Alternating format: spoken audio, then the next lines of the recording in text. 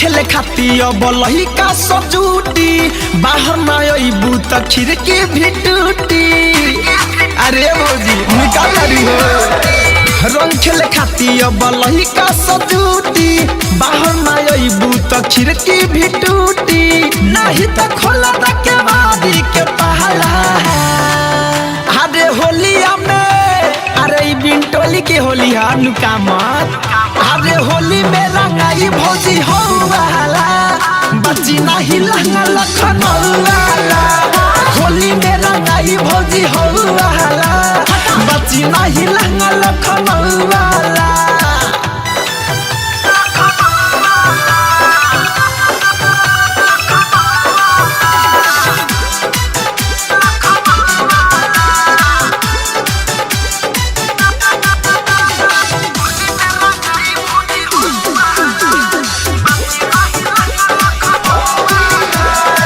नया तू पेन्ही के सजल बहारू ढोरन के नजरी में गड़ल बहारू।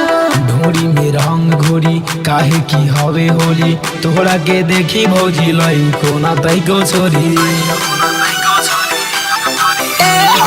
नया तू पेन्ही के सजल बहारू ढोरन के नजरी में गड़ल बहारू। ललका पियर का संग धरी मोबिल कहाला होलिया में। अरे तोरा खाती हम स्पेशल रंग लेके आल बनी हो। अरे होली में रंगाई भौजी हो वाला बच्ची नहीं लहंगा लखनऊ वाला। होली में रंगाई भौजी हो वाला बच्ची नहीं लहंगा लखनऊ वाला।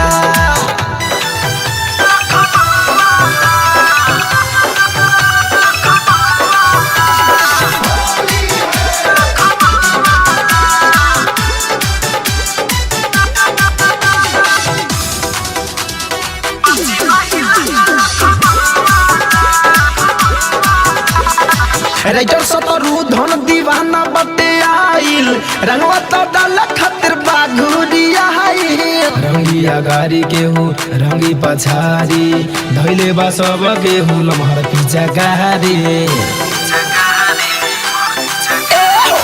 संजय सुमित के बाते पगलाइल रंगवा तो डाल खातिर बाघुरिया धन को धनंजय सुरस करे लहाला।